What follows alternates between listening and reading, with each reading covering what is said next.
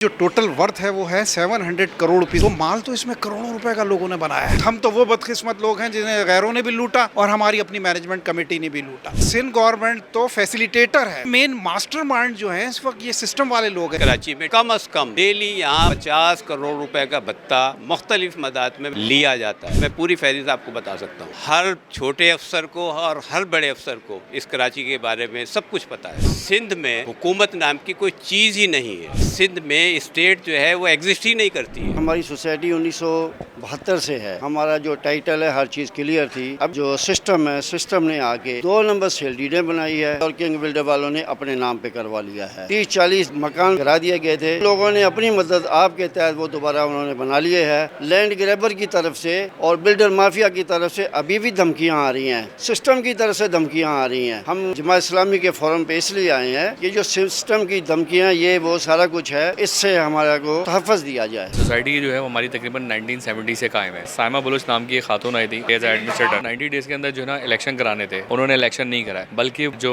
Plots holder ہیں ان کی duplicate فائلیں بنوا کے اور اس کو سیل کرنا شروع کر دیا. ساتھ ساتھ انہوں نے امینٹیز پہ بھی حملہ کیا. 71 میں یہ بنی تھی. جو گورنمنٹ امپلائیز ہیں ان کے آسانی کے لیے تاکہ ان کو پلاٹ دیے جائیں اور وہ اپنے گھر بنائیں, مگر اسٹار کوآپریٹو سوسائٹی نے اس کو آج تک آباد نہیں ہونے دیا اور آج 15 سال ہو گئے مقدمے چل رہے ہیں. جسٹس نے فیصلہ لکھا ہوا ہے کہ 2010 سے جو پہلے کے ہیں وہ اس کے اوریجنل ممبر ہیں اور انہی کا الیکشن ہوگا, وہ اس کے زمین کے حقدار ہیں. برخلاف انہوں نے جعلی ممبر بنا دیے اور ان کو کہیں کہیں سے ویریفائی کراتے پھر رہے ہیں. جعلی الاٹمنٹ ایشو کر دیے, پلاٹ بیچ رہے ہیں, وہاں مکان بن رہے ہیں. گورنمنٹ غائب ہے, وہ ان کو سپورٹ کر رہی ہے لینڈ گریبر کو. کروڑوں روپیہ بنایا ہے بھائی. ایک پلاٹ ہمارا اتنا قیمتی ہے اس کو انہوں نے ڈبل بیچ دیا اٹھا کے. ان کو کوئی رائٹ ہی نہیں ہے بیچنے کا. سوسائٹی 2004 میں رجسٹرڈ ہوئی تھی کوآپریٹو ڈپارٹمنٹ سے. 2000 اس وقت متاثرہ الاٹیز ہیں اس کے اندر. 80% ڈاکومنٹیشن ان سیکٹرز کی موجود ہے. 2022 فروری کے اندر سندھ گورنمنٹ کے جو محکمے ہیں ڈفرینٹ, وہ سسٹم کہلاتا ہے, ان کی زیر سرپرستی قبضے ہوئے تھے. بدنام زمانہ لینڈ گریبرز کو لا کے یہاں بٹھایا گیا. آلموسٹ 4 سالوں سے یہ براجمان. ہم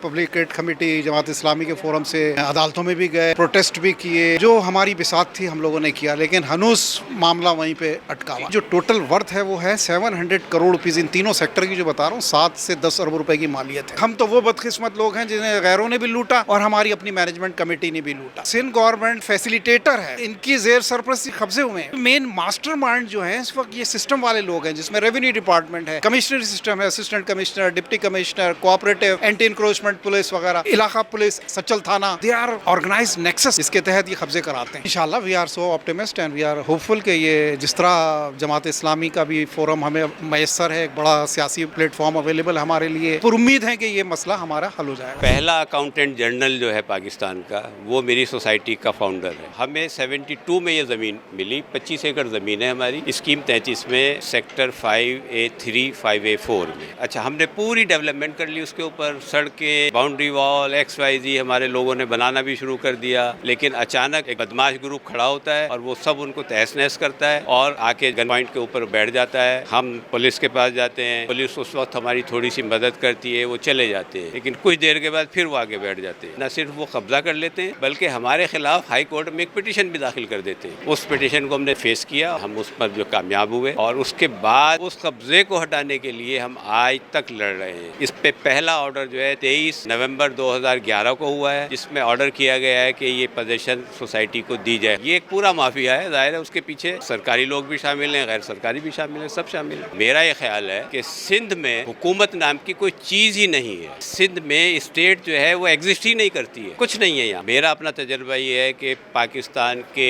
ہر چھوٹے افسر کو اور ہر بڑے افسر کو اس کراچی کے بارے میں سب کچھ پتا ہے. ہمیں ایسے لوگوں سے رابطہ کرنے کی ضرورت ہے کہ جو پراپر وے میں آپ کے مسئلے کو سالو کرانے کی طرف لے جا سکے. ایک تو جماعت اسلامی نے خود پلیٹ فارم دے رکھا ہے. اس کے علاوہ خاص طور سے اسکیم 33 کی جو سوسائٹیز ہیں ان کی ایک فیڈریشن ہے باقاعدہ, اور اس فیڈریشن کا جو بائی لاز ہیں اس کا مقصد ہی یہ ہے کہ جو بھی مسائل سوسائٹیز کے ہوں ان کو ڈسکس کیا جائے اور اداروں سے حل کروایا جائے. اس کے علاوہ ایک اور سوسائٹی ہے, اس کے صرف ڈائریکٹر بنتے ہیں, وہ اپنا مال کماتے ہیں, چلے جاتے ہیں. اس کراچی میں ڈیلی کی بات کرتا ہوں میں, کم از کم ڈیلی یہاں 50 کروڑ روپے کا بھتہ مختلف مدات میں لیا جاتا ہے. میں پوری فہرست آپ کو بتا سکتا ہوں. ایشو یہ ہے کہ انکروچمنٹ جو ہے ایک حصے میں یعنی ایک سیکٹر میں 13 میں سکندر گوٹ रोड जो अली टाउन पे कायम हुआ था और बढ़ते बढ़ते पोस्ट ऑफिस और अब वो मशीकी सोसाइटी पे आ गया और अब उसको हटाने की बात हो रही है। 2003 से एग्जीक्यूशन आर्डर्स हुए हैं, उसमें पुलिस गायब हो जाती है, एंटी इंक्रोचमेंट नहीं आती है। सच्ची बात देखा जाए तो उसमें सबसे पहली बेनिफिशियरी तो पुलिस है, इसलिए कि ये जितनी भी कच्ची आबादियाँ या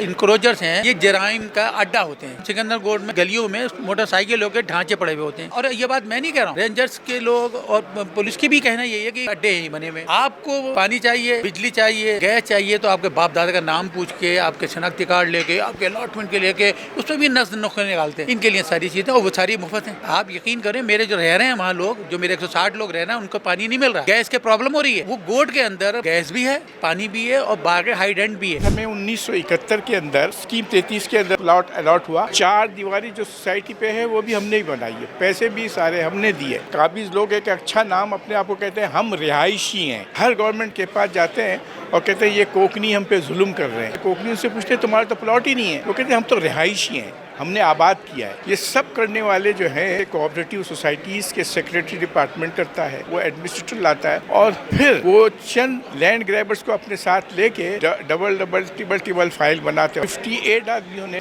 हाई कोर्ट में केस फाइल किया। अभी हाल में फैसला आया कि अब ये जो है सोसाइटीज़ कोर्ट में चला गया।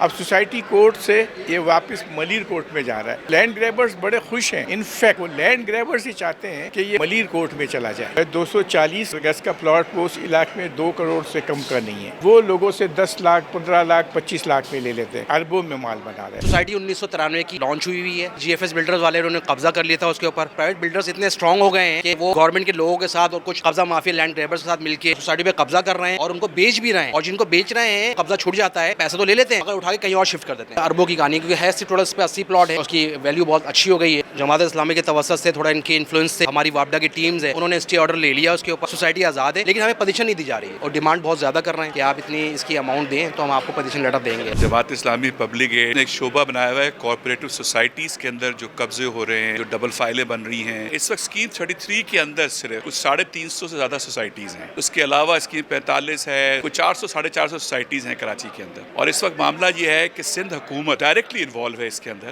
पूरी सोसाइटी पे कब्जा करते हैं। और वो करते क्या है कि एक मैनेजमेंट आती है, मैनेजमेंट को हटाते हैं, एक एडमिनिस्ट्रेटर आता है, वो जाली फाइलें बनाता है, जाली वो लोगों को प्लॉट्स देता है। और इस तरह कराची के वो लोग जो कि सारी जिंदगी की कमाई लगा के कोऑपरेटिव सोसाइटी में कोई प्लॉट लेते हैं या घर बनाने की उम्मीद रखते हैं, उस पर रातों रात कब्जा होता है और फिर वो सारे जिंदगी कोर्टों के चक्कर लगाते हैं, कोई पूछने वाला नहीं होता। इसमें सिंध हुकूमत के सारे इदारे शामिल हैं। उसकी एग्जाम्पल मैं दूंगा, PIDC सोसाइटी है, उसके ओरिजिनल लॉटीज के ऊपर पूरे के पूरे इस पर कब्जा हुआ। एक साहब इकबाल चन्ना साहब के उन्होंने कब्जा किया, फिर उसके अंदर MQM कूदी, उन्होंने कहा कि जी हमारा हिस्सा हमें दो, उस पर इनकी आपस में झगड़ा हुआ। और सब कुछ होने के बाद जो मजेदार बात है उसके ऊपर निसार खोड़ो साहब उनसे वहाँ पे मुलाकात करते हैं। आज शैला रजा साहबा उन साहब से मिलकर आई जो कि कब्जा गरो है। पूरी दुनिया में ऐसी नजीर नहीं मिलती। एक सोसाइटी अगर एवरेज लगाएं 450 से 500 प्लॉट होते हैं एक नॉर्मल सोसाइटी की बात कर। और आजकल जो स्कीम 33 में प्लॉट्स की वैल्यू है 240 गज के प्लॉट की वैल्यू 2 से 2.5 करोड़ रुपए की वैल्यू बनती है। अब आप मल्टीप्लाई करते जाएं, अरबों का काम है। ये सिस्टम पैसों का सिस्टम है। ये प्लॉटों के और जमीनों के पैसे हैं जिसकी वजह से ये पानी पे भी हमारा कब्जा करते हैं, जिसके ऊपर से हमारे सड़कों पे भी कब्जा करते हैं। पूरे ये असेंबली को खरीद लेते हैं और सदर मुमलिकत बन जाते हैं। वो सब के सब इन पैसों की बुनियाद पे होता है। हम उसी चीज के खिलाफ जद्दोजहद कर रहे हैं ना। इंशाल्लाह कराची नहीं रहेगा, हम मिलकर जद्दोजहद करेंगे।